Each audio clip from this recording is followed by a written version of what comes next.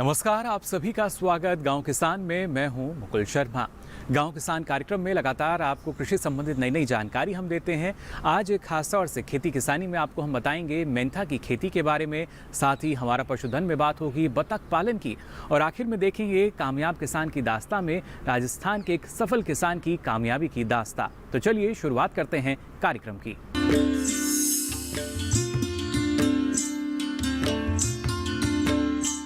किसान बहनों भाइयों, आइए खेती किसानी में आज बात करते हैं मेंथा की खेती की, जिसे हम जानते हैं पेपरमिंट यानी पुदीने के नाम से भी आप सभी जानते हैं। इससे कई तरह के उत्पाद जो हैं वो तैयार किए जाते हैं इसके औषधीय गुणों की वजह से। लेकिन किस तरीके से आप इसकी खेती कर सकते हैं और इसके बाद जब प्रसंस्करण की बात आती है, इसके ज़रिए कितना लाभ आप मेंथा की खेती से ले सकते हैं, आइए जान लेते हैं इस रिपोर्ट में।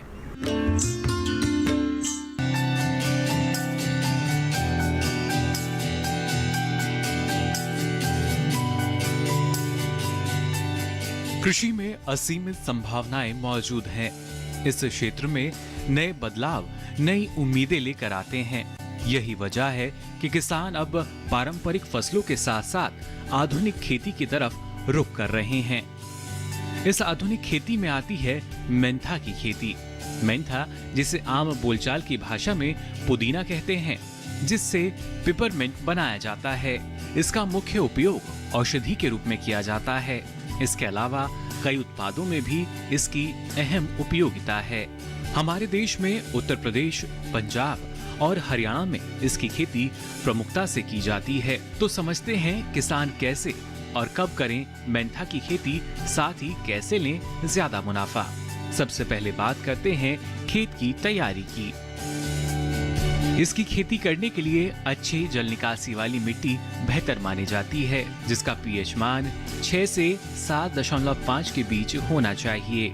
खेती करने से पहले खेत की अच्छी तरह से जुताई करके भूमि को समतल बना लें। अंतिम जुताई पर प्रति हेक्टेयर 10 टन गोबर की सड़ी खाद मिलाएं। साथ ही 50 kilo nitrogen, 60 kilo phosphorus, 45 kilo potash खेत में मिलाएं, जिससे अधिक से अधिक उत्पादन लिया जा सके। मेंथा की जड़ों की बुआई का उचित समय 15 जनवरी से 15 फरवरी के बीच होता है। देर से बुआई करने पर तेल की मात्रा कम हो जाती है, लेकिन इसकी कुछ किस्में हैं जिनकी रोपाई मार्च तक कर सकते हैं। मेंथा की रोपाई के लिए सकर्स और जड़ों दोनों का इस्तेमाल किया जा सकता है, लेकिन सकर्स से अधिक पैदावार मिलती है। सकर्स के लिए एक थोड़े से स्थान पर खेत को तैयार कर क्यारियां बना लेते हैं और उसमें जड़ों को घना बोकर सिंचाई करते रहते हैं। इस प्रकार उन जड़ों से निकलने वाले कल्ले यानी सकर्स तैयार होंगे, जो रोपाई के लिए उपयोग किए जाते हैं। अच्छा उत्पादन लेने के लिए मेंथा की उन्नत किस्मों का चयन करना चाहिए। इससे कम समय में ज्यादा लाभ लिया जा सकता है। भारत में लगाई जाने वाली मुख्य किस्में हैं सिम क्रांति, कोसी, HY 77, गोमती, शिवालिक। सिंचाई की बात करें तो पहली सिंचाई बुआई के तुरंत बाद करनी चाहिए। इसके बाद हर सप्ताह में सिंचाई करें। अगर मिट्टी में नमी पर्याप्त है तो 20 से 25 दिन के अंतराल पर पानी दें। साथ ही फसल से अच्छा उत्पादन लेने के लिए हर 15 दिन में खरपतवार निकालते रहें। इसके अलावा मेंथा की जड़ों को दीमक के प्रकोप से बचाने के उपाय करें। यदि किसी दवा का इस्तेमाल करना हो तो पहले कृषि विशेषज्ञ की सलाह जरूर लें। मेंथा की कटाई की बात करें तो ये प्राय 2 बार की जाती है। पहली कटाई लगभग 100 से 120 दिन पर, जब पौधों में कलियां आने लगें, और दूसरी कटाई पहली कटाई के लगभग 70 से 80 दिन पर करें। कटाई के बाद पौधों को 2 से 3 घंटे तक खुली धूप में छोड़ दें और उसके बाद कटी फसल को छाया में हल्का सुखाकर आसवन विधि द्वारा यंत्र से तेल निकाल लें। तेल निकालते समय इन बातों का ख्याल रखें। आसवन में उपयोग होने वाली टंकी को डिटर्जेंट से साफ ना करें। टंकी के अंदर किसी प्रकार का ग्रीस ना लगा हो। यदि टंकी को साफ करना है तो गर्म पानी की भाप से साफ करें। टंकी में फसल को अच्छी तरह से दबाकर भरें। सेपरेटर और कंडेंसर स्टेनलेस स्टील के हों तो तेल की गुणवत्ता अच्छी रहती है। इस तरह कुछ सावधानियां अपनाकर किसान अच्छी पैदावार तो ले ही सकते हैं, साथ में बेहतर मुनाफा भी कमा सकते हैं। तो जाना आपने कैसे आप मेंथा की खेती करके ना सिर्फ कम लागत में अधिक मुनाफा कमा सकते हैं बल्कि प्रसंस्करण के क्षेत्र में और भी आगे बढ़ सकते हैं। फिलहाल गांव किसान में यहाँ वक्त हो चला एक छोटे से ब्रेक का। ब्रेक से लौटेंगे तो बात करेंगे हमारा पशुधन में बतख पालन की। आप बने रहिए दूरदर्शन किसान पर।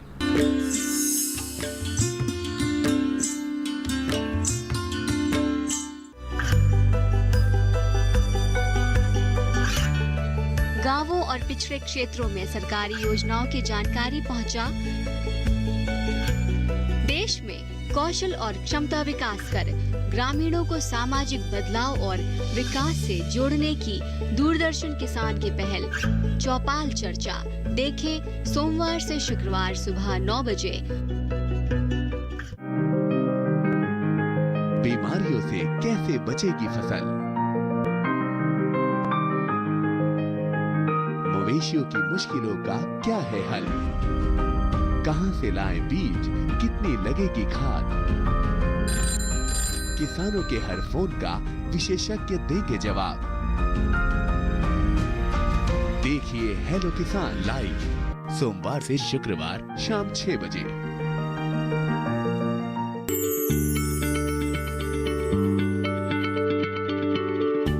क्या आप किसी बीमारी से परेशान हैं? चाहते हैं डॉक्टर की सलाह?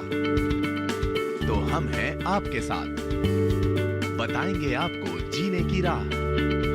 समस्याएं आपकी, समाधान देश के मशहूर विशेषज्ञों के। घर बैठे बात करें देश के जाने माने डॉक्टरों से। हमारे लाइव प्रोग्राम स्वस्थ किसान में हर शनिवार शाम 6 बजे से 7 बजे तक।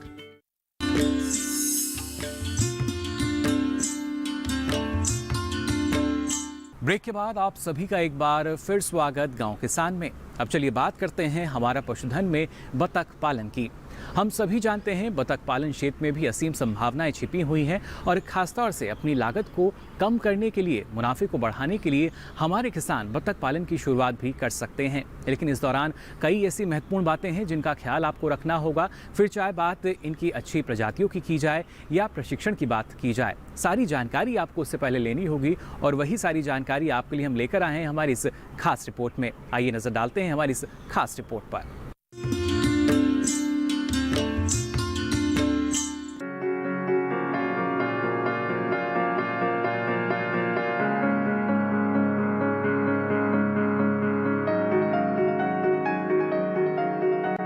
हमारे देश में पोल्ट्री फार्मिंग से जुड़े ज्यादातर लोग मुर्गियां पालते हैं, जबकि मुर्गी पालन की तुलना में बतख पालन कर अधिक मुनाफा कमाया जा सकता है। कम संसाधनों में भी इस व्यवसाय को आसानी से शुरू किया जा सकता है। खेती के साथ साथ बतख पालन तेजी से बढ़ता व्यवसाय है। इसे शुरू करने के लिए सबसे जरूरी आसपास पानी के स्रोत का होना है, जहां बतख आसानी से प्रजनन कर अंडे दे सके और विचरण कर सके। इसके लिए कृत्रिम तालाब बनाकर भी बतख पालन किया जा सकता है। बतख से अंडे और मांस दोनों ही रूप में मुनाफा कमाया जा सकता है। आमतौर पर उन्नत नस्ल की बतख एक साल में 300 से ज्यादा अंडे देती है। वहीं अंडे का वजन 65 से 70 ग्राम के बीच होता है। बतख के अंडे मुर्गी के अंडे से आकार में लगभग 50% बड़े, सुनहरे, मलाईदार जर्दी वाले होते हैं। यही वजह है कि लोग बतख के अंडे खाना पसंद करते हैं। मुर्गी की तुलना में बतख के मांस से मुनाफा भी ज्यादा होता है। इस तरह देखा जाए तो बतख पालन घाटे का सौदा नहीं है। बतख पालन से पहले किसान सुनिश्चित करें कि बाजार व्यवस्था कैसी है, साथ ही उस स्थान की जलवायु बतख पालन के लिए अनुकूल है या नहीं। साथ ही बतखों की उन्नतशील नस्लों का चयन स्थान की मांग के हिसाब से ही करें। बतख की उन्नत नस्लें अंडा देने वाली जाति में इंडियन रनर और कैंपबेल, मांस वाली जाति में ब्रॉयलर, पेकिन, एलिसबरी, मस्कोवी। समय से लाभ मिलता रहे इसके लिए इनके आहार में प्रोटीन वाले दाने की ज्यादा जरूरत होती है। चूजों को 22% तक पाच्य प्रोटीन जरूरी। बतखें अंडे देने की हालत में पहुंच जाएं तो 18 से 20% प्रोटीन की जरूरत। बतखों के आहार पर मुर्गियों के मुकाबले 1.2% तक कम खर्च होता है। बतख घोंगे जैसे जलीय जंतुओं को खाकर भी अपनी खुराक पूरी करती हैं। बतखों से अच्छा उत्पादन लेने के लिए उन्हें अलग से आहार देना जरूरी होता है। वे रेशेदार आहार भी आसानी से पचा सकती हैं। बतखों को 20% अनाज वाले दाने, 40% प्रोटीन युक्त दाने, 15% चावल का कना, 13% चोकर, 10% मछली का चूरा, 1% नमक व खनिज लवण देना चाहिए। आहार के साथ साथ बतखों को रोगों से बचाने के उपाय करने चाहिए। हालांकि बतखों में रोग का असर मुर्गियों के मुकाबले बहुत ही कम होता है। इनमें महज डक फ्लू का प्रकोप ही देखा गया है, जिसमें बतखों को बुखार हो जाता है और ये मरने लगती हैं। बचाव के लिए जब चूजे 1 महीने के हो जाएं तो डक फ्लू वैक्सीन लगवाना जरूरी होता है। इसके अलावा इनके आवास में साफ सफाई का विशेष ध्यान रखना चाहिए। कुछ किसान या पशुपालक बतख और मछली पालन करके भी ज्यादा मुनाफा कमा सकते हैं। इस तकनीक में तालाब ऐसे स्थान में बनाना चाहिए जहां साफ पानी आसानी से उपलब्ध हो सके। बतखों के लिए बनने वाला बाड़ा तालाब के ऊपर बनाएं। इससे बतखों द्वारा गिराया गया भोजन तालाब में जाएगा, जिसका उपयोग मछलियों द्वारा किया जा सकता है। इस तकनीक में 1 हेक्टेयर के तालाब में 500 से 600 बतख पाली जा सकती हैं। इसके अलावा धान के साथ समेकित कृषि के साथ भी बतख पालन किया जा सकता है।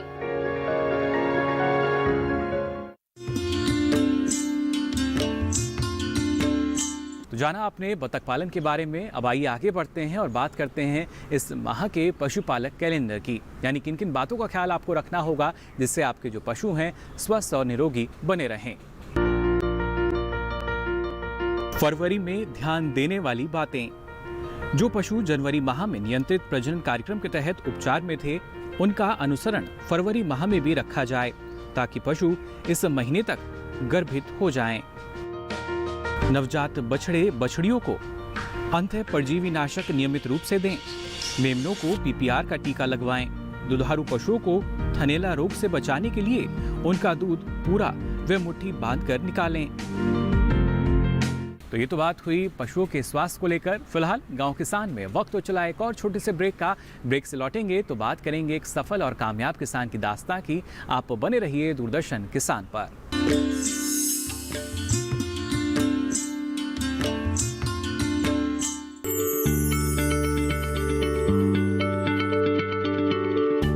क्या आप किसी बीमारी से परेशान हैं?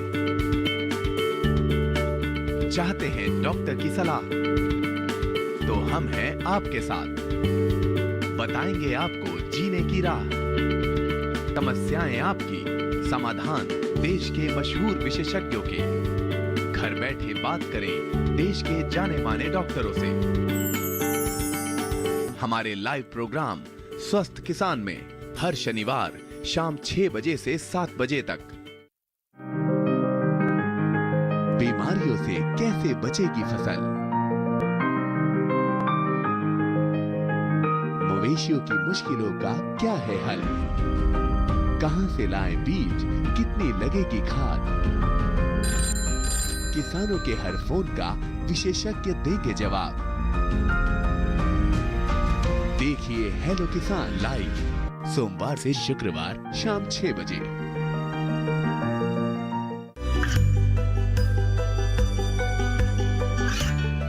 गांवों और पिछड़े क्षेत्रों में सरकारी योजनाओं की जानकारी पहुंचा।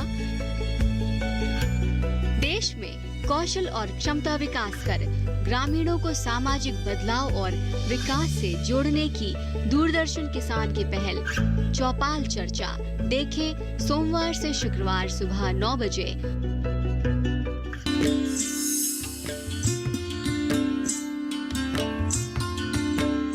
ब्रेक के बाद आप सभी का एक बार फिर स्वागत गांव किसान में। अब हम पहुंच चुके हैं हमारे आखिरी सेगमेंट जिसमें आपको दिखाते हैं कामयाब किसानों की दास्तां। आज भी एक ऐसे सफल और प्रगतिशील किसान की दास्तां आपके लिए हम लेकर आए हैं जिनका नाम है कृष्ण कुमार। ये हैं राजस्थान के हनुमानगढ़ के और खासतौर से कृषि क्षेत्र की जब बात की जाए तो ना सिर्फ इन्होंने प्राकृतिक खेती को अपनाया बल्कि प्राकृतिक खेती में आधुनिक सिंचाई प्रणाली का भी इस्तेमाल किया, जिसके जरिए ना सिर्फ लागत को कम किया बल्कि आमदनी को भी ये बढ़ा रहे हैं। आइए देखते हैं इनकी कामयाबी का ये सफर।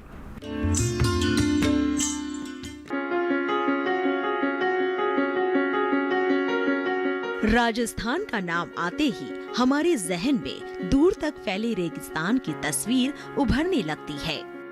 यहाँ जीवन जितना रंगों से भरा नजर आता है, उतना ही कठिन है यहाँ खेती करके जीवन यापन करना। पानी की कम उपलब्धता और कम उपजाऊ मिट्टी में अच्छी पैदावार लेना अपने आप में एक संघर्ष से कम नहीं। लेकिन एक किसान ऐसे भी हैं जो धारा के विपरीत चलकर कामयाबी की नई इबारत लिख रहे हैं।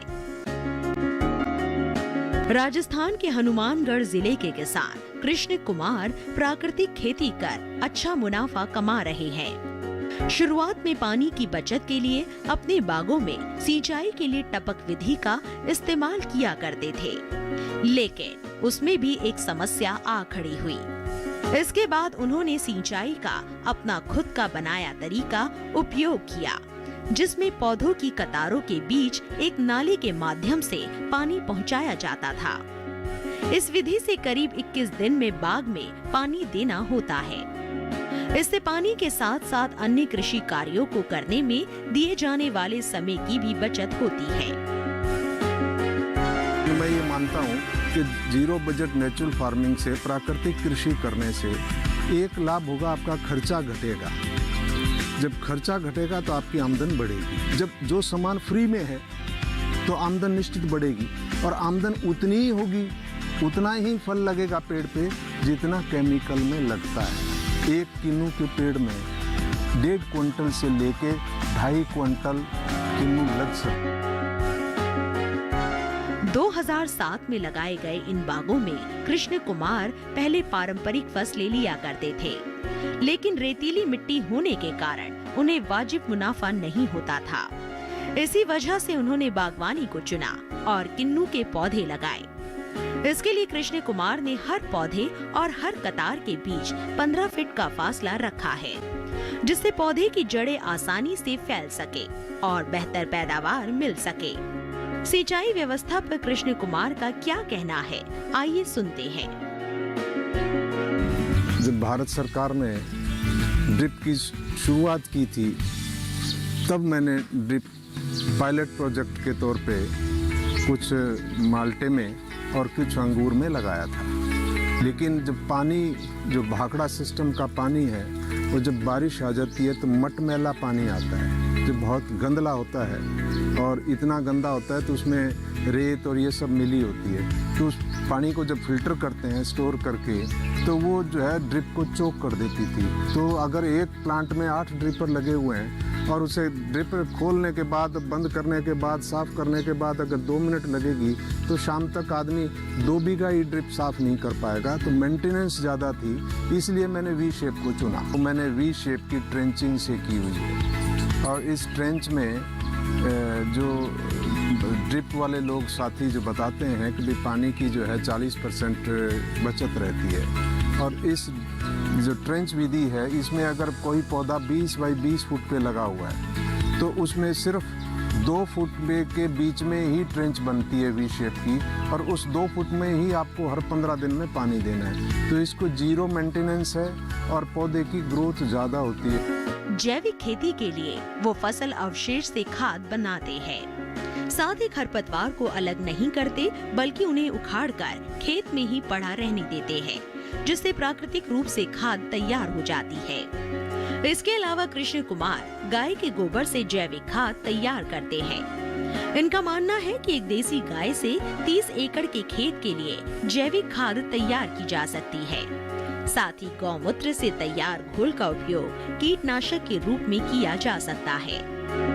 जब जीवामृत उसके ऊपर डालेंगे तो वो बायोमास ह्यूमस में कन्वर्ट हो जाएगा। पौधे को वही चाहिए, तो इसमें खर्चा कुछ है ही नहीं। आपके खेत में जो वीड हुआ वही रिसाइकिल करना है, आपको कुछ नया करना ही नहीं है। आपके खेत में जो कुछ है उसी को उपयोग में लाना है। तो इसलिए मल्चिंग जरूरी है। जो भी आप पौधा लगाएं, जो भी आप पेड़ लगाएं, जो भी फसल लगाएं, जो भी बेकार आप ये समझते हैं कि किसी काम का नहीं है, उसे आप मल्चिंग में उपयोग में ले लें।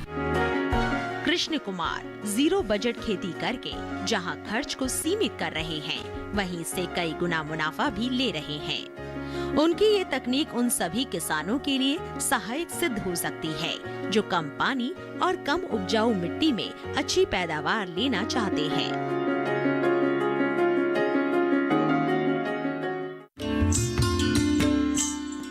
तो देखा आपने कैसे हमारे जो किसान हैं लगातार कामयाबी की सीढ़ियां चढ़ रहे हैं। हम भी यही उम्मीद करते हैं कि आप भी नित नई ऊंचाइयों को छूते रहें। फिलहाल गांव किसान में आज के लिए बस इतना ही। दीजिए इजाजत, नमस्कार।